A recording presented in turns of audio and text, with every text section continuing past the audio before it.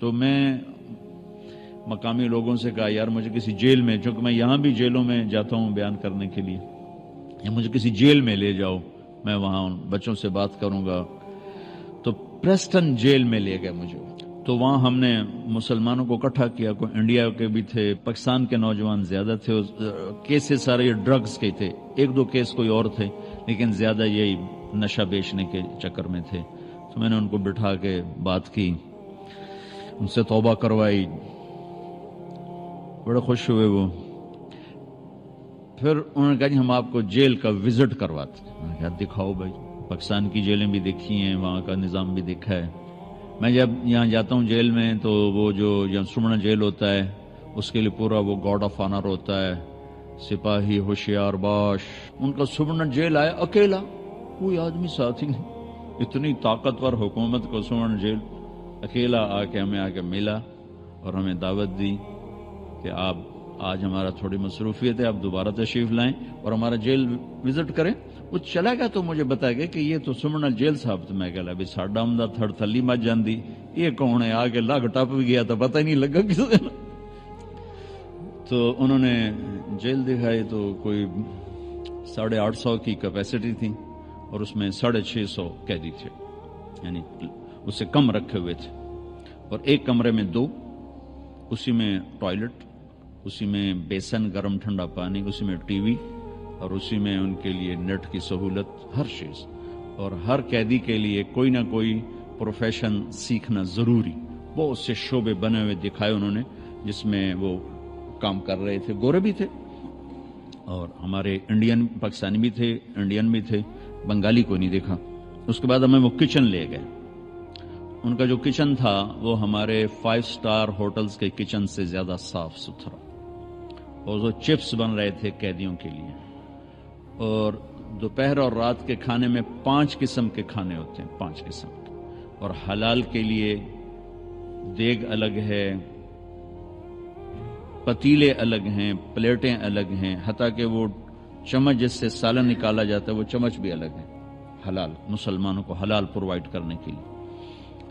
اور پھر انہوں نے ہمیں ایک ہاٹ پاٹ دکھایا اتنا سا، وہ 150 پاؤنڈ کا تھا وہ ہاٹ پاٹ، 25,000 روپے کا ہاٹ پاٹ، کہ یہ اس میں مسلمانوں کے لیے رمضان میں ان کو سحری اور افطاری کا کھانا گرم ملے، یہ ہاٹ پاٹ بنائے گا۔ چونکہ سحری کا ٹائم ان کا کھانے کا ٹائم نہیں، افطاری کا ٹائم ان کے کھانے کا ٹائم نہیں، تو پھر وہ کھانا اس میں رکھتے ہیں جس میں 8 گھنٹے کھانا گرم رہتا ہے، جیسے دیگ سے نکالا تھا ویسے گرم ہوتا ہے، اس لیے اس کی قیمت 25,000 یعنی 150 پاؤنڈ اس کی قیمت تھی۔ جتنے مسلمان قیدی ہیں اتنے ہاٹ پاٹ اس میں ہوں گے، وہ روزہ رکھیں نہ رکھیں ان کی سردردی، ان کی طرف سے ان کو وہ گرم کھانا ملے گا، سحری میں بھی افطاری میں بھی۔ جس دیگ میں کھانا تیار ہو رہا تھا وہ 9,000 پاؤنڈ کی دیگ تھی، یعنی کوئی 16 لاکھ کی وہ دیگ تھی۔ یہ کیا بلا ہے کہ 9,000 پاؤنڈ کی دیگ؟ ان کا جی بس اس میں کچھ کرنا نہیں پڑتا، کھانا بنانے والے کو ڈال دیتے ہیں سب کچھ، اور جب زیادہ کوانٹٹی ہو تو نیچے سالن کھانا لگ جاتا ہے، گوشت لگ جاتا ہے، سبزی لگ جاتی ہے۔ تو اس میں یہ خصوصیت ہے کہ اس میں لگتا کچھ نہیں ہے، اپنے آپ ہی ہر چیز تیار کر کے آٹومیٹک ہے، ڈال کے وہ فارغ ہو جاتے ہیں اور کھانا تیار ہو جاتا ہے، آگے تقسیم کر دیتے ہیں۔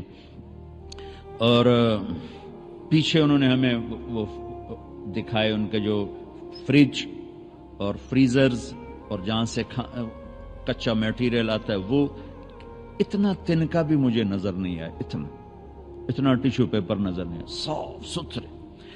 سب سے عجب بات جو آپ کو بتانے والی تھی کہ کسی جیل کے افسر کو اجازت نہیں کہ قیدی کو انگلی بھی لگائے، وہ چاہے گالیاں دیں، چاہے پتھر ماریں، چاہے ان کو برا بھلا کہیں، ان کو اف کرنے کی بھی اجازت نہیں۔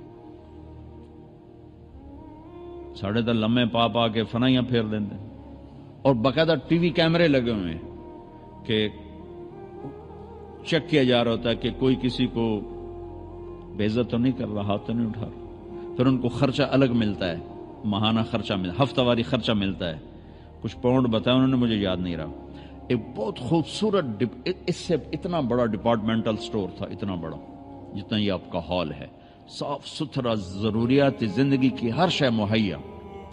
جس مذہب کے لوگ ہیں ہر مذہب کا عالم آ کر ان کو آ کے تعلیم دیتا ہے. اگر کسی مذہب کا ایک سکھ جیل میں تھا تو اس کے لیے ان کا عالم ہفتے میں ایک دفعہ آ کر ان کو تعلیم دیتا اور وہ اس کی تنخواہ گورنمنٹ دیتی. ایک یہودی ہے، ایک ہندو ہے، ایک بدھ ہے، عالم آئے گا. مسلمان زیادہ ہیں تو ان کے 2 عالم آتے تھے، جمعہ میں پڑھانے والے، نماز پڑھانے والے، ان کو پریچ کرنے والے وہ آتے تھے. تو میں نے وہاں اپنے ساتھیوں سے کہا جس قوم کے یہ اخلاق ہوں انہیں ہم نعرہ تکبیر سے فتح کرنا چاہتے ہیں، ہم بھی کیسے